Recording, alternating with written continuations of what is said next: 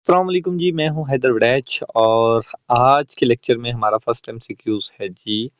The slenderness ratio for masonry wall should not be more than. Masonry wall में slenderness ratio किससे ज्यादा नहीं होनी चाहिए। स्लेंडरनेस रेशियो क्या होता है? Length divided by least dimension या फिर रेडियस ऑफ जायरेशन, ये होता है स्लेंडरनेस रेशियो। मैसनरी वॉल में स्लेंडरनेस रेशियो ग्रेटर देन 20 नहीं होनी चाहिए। ये होगा हमारा फर्स्ट एमसीक्यूज। नेक्स्ट है जी, for construction of structures under water. Under water में कोई कंस्ट्रक्शन करते हैं तो which type of lime used. अगर हम कोई भी कंस्ट्रक्शन वर्क में यूज करते हैं लाइम को, तो लाइम हम वैसे भी हाइड्रोलिक लाइम यूज करते हैं मैसनरी में। अगर हम कंक्रीटिंग या मैसनरी या करते हैं तो वो लाइम हाइड्रोलिक लाइम यूज़ होगा। जबकि अगर हम वाइट वॉश वगैरह करते हैं तो उसके लिए हम जो है फैट लाइम यूज़ करेंगे।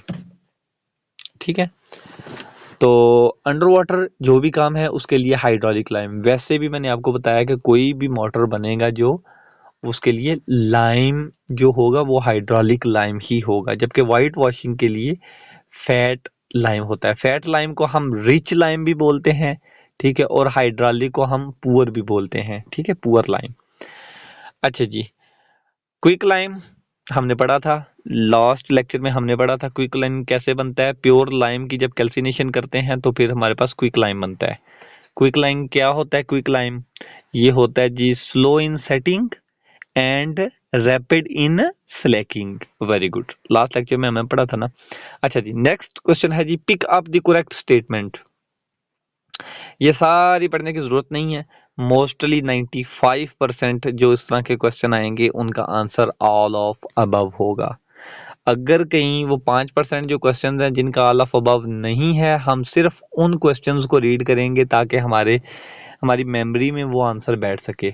अदरवाइज पिकअप या फिर ऑल ऑफ दीज में आपका 95% यही आएगा। ठीक है, ऑल ऑफ दीज ही आएगा। नेक्स्ट क्वेश्चन है हमारे पास जी, inner part of timber log surrounding the pith is called. ठीक है, इनर पार्ट यानी कि अंदरूनी हिस्सा of the timber log. Timber क्या होता है? लकड़ी है। लॉग क्या होता है कि अगर हमारे पास ये एक लकड़ी का हिस्सा हमने तोड़ के रख दिया ना, तो इसको हम लॉग बोलेंगे। ठीक है, तो वो कह रहा है inner part of the timber log, ये वाला जो है इसका जो इनर पार्ट है ये वाला। ठीक है, अगर इसको हम सेपरेट बनाते हैं तो ये हमारा लॉग है। ठीक है, लॉग का जो सबसे अंदर वाला हिस्सा है, हम ये जो पॉइंट है इस पॉइंट को हम बोलते हैं पिच। ठीक है, तो ये कह रहा है कि पिच के ऊपर वाली जो लेयर है वो पहली लेयर कौन सी होगी? पिच जो बिल्कुल सेंटर वाला है वो तो हो गया पिच। अब उसके बाद ये जो लेयर है इसको बोलते हैं जी हर्ट वुड। ये लकड़ी की समझो ये हर्ट है, हर्ट वुड ये हो गया। इसके ऊपर यानी कि इसके ऊपर ऊपर ये वाला जो हिस्सा है यानी कि ये वाला, इसको हम बोलते हैं सैप वुड। लिखा हुआ है सैप वुड, ये होगा हमारा सैप वुड। जबकि इससे भी ऊपर ये हमारा हिस्सा बचता है ये बाहर वाला। ठीक है, इसको बोलते हैं यानी कि जो इसका छिलका होगा, ठीक है, इस छिलके को हम बोलते हैं जी कैम्बियम लेयर। ठीक है, अगेन आपको बता देता हूं जी, बिल्कुल सेंटर वाले को पिच बोलेंगे, पिच के बाहर वाले हिस्से को हम बोलेंगे जी हर्टवुड, यानी कि ये हो गया हर्टवुड। और इसके बाहर वाली लेयर को हम बोलेंगे सैपवुड, और इसके बाहर जो टॉप पॉइंट होगा उसको हम बोलेंगे जी कैम्बियम लेयर। ओके होगा जी। नेक्स्ट है हमारे पास, for high grade instrument the steel prefer to. यानी कि अगर हाई ग्रेड इंस्ट्रूमेंट है तो हाई ग्रेड इंस्ट्रूमेंट के लिए कौन सा स्टील प्रेफर होगा? हमने लास्ट वीडियो में भी देखा था कि कंप्रेशन को रेजिस्ट करने के लिए, बेयर करने के लिए कास्ट आयरन या स्टील यूज होता है। ठीक है, तो कास्ट स्टील ही ऐसा स्टील है जो हाई ग्रेड इंस्ट्रूमेंट के लिए यूज होगा। नेक्स्ट क्वेश्चन है जी, इफ पी, पी मतलब P is the percentage of the water required for the normal consistency. कोई भी सीमेंट है तो सीमेंट की सीमेंट में जो वाटर हम नॉर्मल कंसिस्टेंसी के लिए यूज करेंगे उसको हम कहते हैं अगर पी, तो क्वेश्चन है जी, water to be added of the determination of the initial setting time. Initial setting time मालूम करने के लिए हम कितना वाटर यूज करेंगे। अगर तो हमने इनिशियल सेटिंग टाइम फाइंड करना है तो हम जितनी कंसिस्टेंसी के लिए वाटर ज़रूरी होता है उतना नहीं ऐड करते, बल्कि उसका 0.85 यूज़ करते हैं। तो 0.85 पी ये वैल्यू आपने याद रखनी है। अगर इनिशियल सेटिंग टाइम है, फाइनल सेटिंग टाइम है, कोई भी टेस्ट है तो उसके लिए 0.85 पी यूज होगा। लेकिन जब हम साउंडनेस टेस्ट करेंगे तो साउंडनेस के लिए ये वैल्यू होती है 0.78 पी। सिर्फ साउंडनेस टेस्ट के लिए ये वैल्यू चेंज होगी, अदरवाइज सेटिंग टाइम के लिए ये वैल्यू 0.85 ही होगी। नेक्स्ट क्वेश्चन है जी, the type of roof which slope is to direction with break. यानी कि ये हमारी एक डायरेक्शन है, ये दूसरी डायरेक्शन है, फिर ब्रेक आ गया, ये भी ब्रेक आ गया, फिर ये डायरेक्शन। यानी कि एक ऐसी स्लोप है जो टू डायरेक्शन है, मतलब इस साइड पे भी है और इस साइड पे भी है, लेकिन अंदर में ब्रेक आ गया स्लोप में। तो अगर अंदर में ब्रेक आ गया तो इस रूफ को हम क्या बोलेंगे। इसके लिए सबसे पहले तो हमें ये पहले पता होना चाहिए ये गैबियन रूफ क्या होता है। गैबियन रूफ मतलब टू टाइप स्लोप है, ठीक है। अच्छा जी, अगर तो टू टू साइड पे स्लोप होगी तो इसको हम बोलेंगे गैबियन, लेकिन ये विदाउट ब्रेक है, ठीक है। अगर हमारी इसी तरह यानी कि ये सेंटर है और इस साइड पे भी है, इस साइड पे भी है, इस साइड पे है, यानी कि चारों साइड पे स्लोप है, ठीक है। मतलब नॉर्थ साउथ ईस्ट वेस्ट चारों तरफ पे स्लोप है, ठीक है। जैसे कि हम पिरामिड की बात करते हैं, उसकी भी सारी साइड्स पे जो है वो स्लोप है। अगर तो तम हर तरफ स्लोप हो यानी कि 4 साइड्स हो स्लोप की, ठीक है, तो इसको बोलते हैं जी हिप रूफ या हिप्ड रूफ, ठीक है। अब ये दो तो हमें याद होंगे।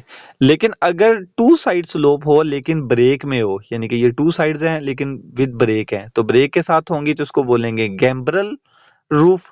और अगर 4 साइड पे हो लेकिन ब्रेक के साथ हो तो उसको हम बोलेंगे मेंसर्ड रूफ। तो अब जी क्वेश्चन में ये था कि टू डायरेक्शन हमारे पास स्लोप जो है वो टू डायरेक्शन है लेकिन विद ब्रेक है। तो अगर विद ब्रेक टू होगी और टू साइड पे होगी तो इसका मतलब है ये गैम्ब्रल रूफ होगा, ठीक है। तो ये होगा जी गैम्ब्रल। अच्छा, नेक्स्ट क्वेश्चन है हमारे पास, द प्रोसेस ऑफ डीकार्बोनाइजिंग, ठीक है। सॉरी एक मिनट ना, अच्छा जी, ये है the process of decarbonizing the pig iron completely and then adding the proper percentage of the carbon. यानी कि पिग आयरन है हमारे पास, पिग आयरन की हमने डीकार्बोनाइजिंग करने के बाद उसमें हमने क्या ऐड किया, यानी कि इसमें प्लस कर दिया, क्या ऐड किया, कार्बन को, ठीक है। कार्बन ऐड कर दिया और पिग आयरन की डी कार्बोनाइजिंग के बाद उसमें कार्बन ऐड करने को हम क्या बोलते हैं। इस मैन्युफैक्चरिंग को या इसको हम इस प्रोसेस को हम क्या बोलते हैं।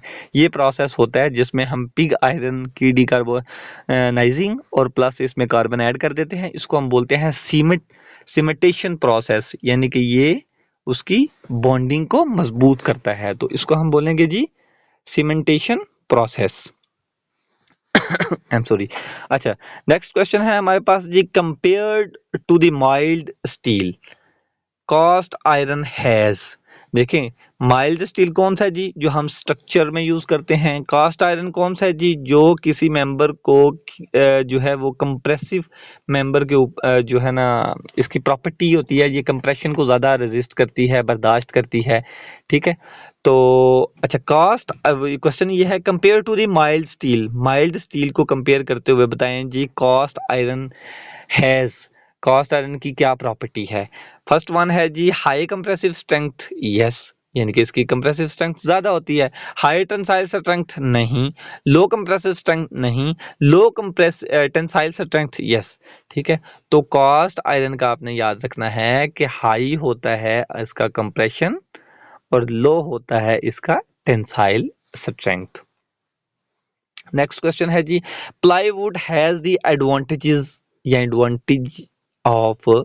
अच्छा, प्लाईवुड कौन सा था, हमने लास्ट लेक्चर में हमने देखा था कि इसके जो ग्रेन्स हैं वो एक दूसरे के परपेंडिकुलर होते हैं या right angle to each other होते हैं। ये क्यों होते हैं? क्योंकि ये जल्दी से श्रिंक ना कर पाए।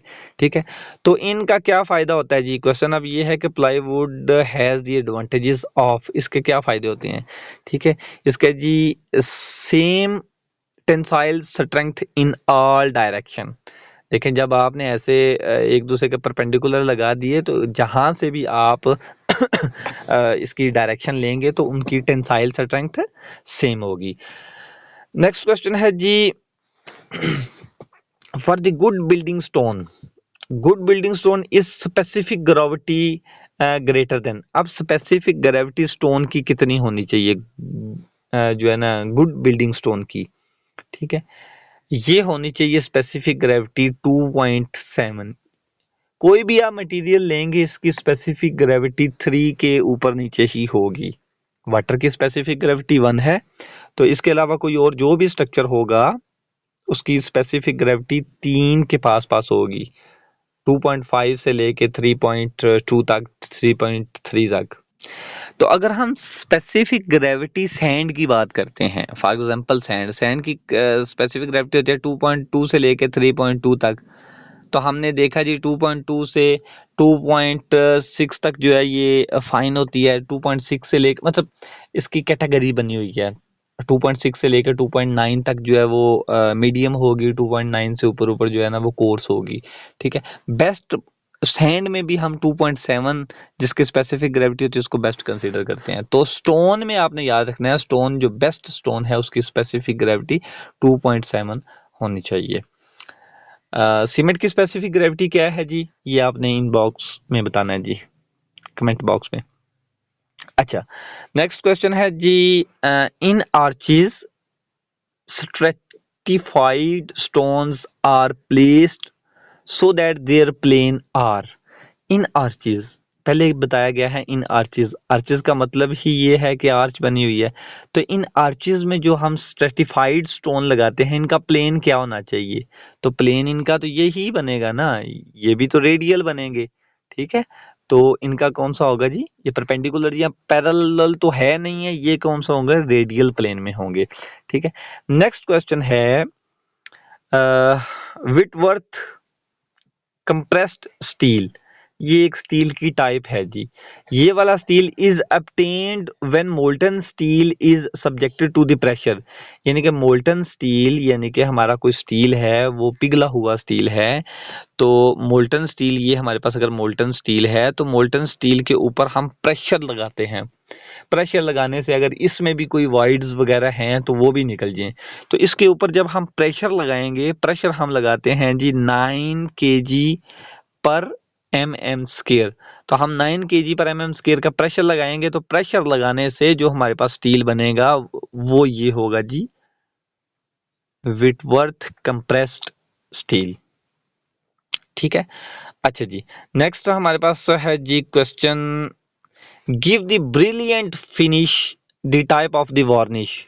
अब वार्निश अगर हमने करनी है, अब वार्निश जो है वो बाज़ दफ़ा हम करते हैं जी, ये लकड़ी के काम पे वार्निश करते हैं या पॉलिश करते हैं। ठीक है, तो जो वार्निश है, वार्निश तो हम करते हैं मतलब उसमें रीजन और बाकी सारी चीज़ें ऐड करके तो उसको लगाते हैं सरफेस के ऊपर।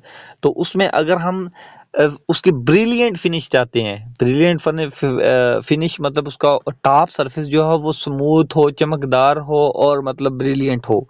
ठीक है, अच्छी क्वालिटी का हो। तो जितने हमने अच्छी क्वालिटी जो है वो अचीव करनी है तो उसके लिए हम क्या करते हैं? स्पिरिट वार्निश यूज़ करते हैं। ठीक है, इसको हम फ्रेंच पॉलिश भी बोलते हैं। ठीक है, फ्रेंच पॉलिश या स्पिरिट वार्निश। तो स्पिरिट वार्निश क्या होगा जी? ये आपको ब्रिलियंट फिनिश देगा। ठीक है, द मोर्टर जॉइंट यानी कि मसाले का जो जॉइंट है इन मैसनरी में which is the normal to the face wall, ये जॉइंट को हम क्या बोलते हैं जी? क्रॉस जॉइंट बोलते हैं। ये पीपीएससी के पास्ट पेपर में ये क्वेश्चन आ चुका है। सॉरी।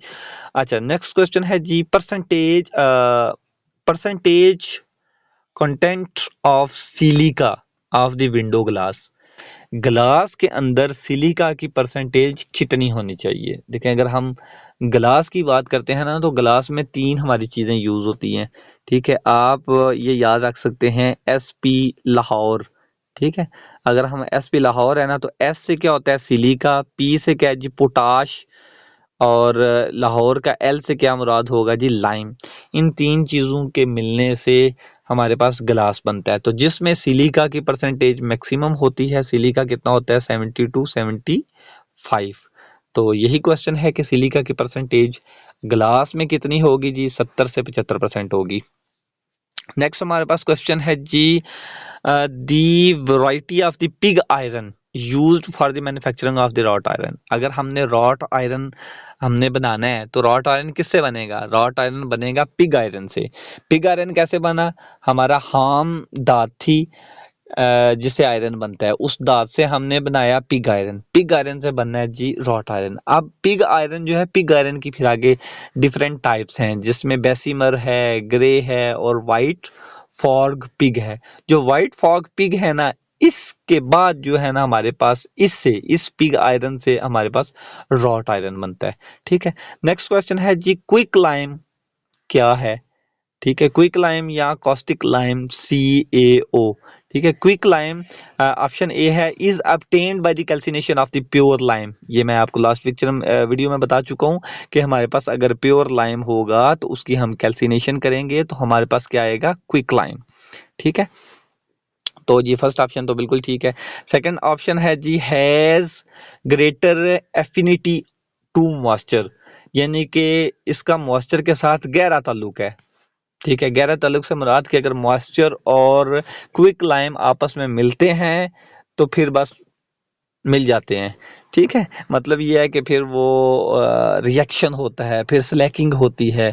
ठीक है, पॉजिटिव और नेगेटिव जब दोनों मिलते हैं तो फिर जो है ना रिएक्शन होता है। तो ये समझे कि ये रिएक्शन होगा। ठीक है, तो ये भी बिल्कुल ठीक है। इज इमोर्फियस, तो ये भी ठीक है। तो ऑल ऑफ दीज ठीक है।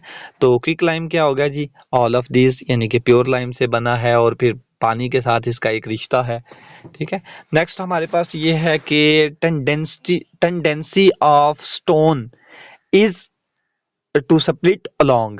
अब ये जो क्वेश्चन है, ये हम जो है PPSC के लास्ट पेपर में जो है, वो जो इरिगेशन का पेपर हुआ है उसमें ये क्वेश्चन आ चुका है कि टेंडेंसी ऑफ स्टोन की टेंडेंसी टू स्प्लिट अलोंग। अगर जो है स्टोन है तो वो कहीं से स्प्लिट होता है 2 हिस्सों में, तो ये उसकी टेंडेंसी ये क्या होगा, तो ये होगा जी क्लीवेज।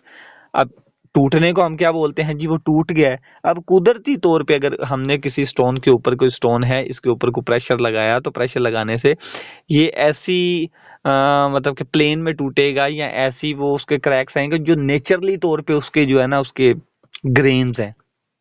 ठीक है, तो टेक्सचर तो नहीं होगा, फ्रैक्चर भी नहीं होगा। फ्रैक्चर होता है कि हम किसी एक साइड से तोड़ दें, हम अपनी मर्जी से तोड़ दें। तो जो कुदरती तौर पे जो उसका एक टेक्सचर या उसका एक पाथ बना होगा या उसके ग्रेन्स की एक लेयर होगी, तो उससे अगर टूटेगा, यानी कि टेंडेंसी ऑफ स्टोन, ठीक है, स्प्लिट अलोंग, तो इसका क्या होगा, क्लीवेज।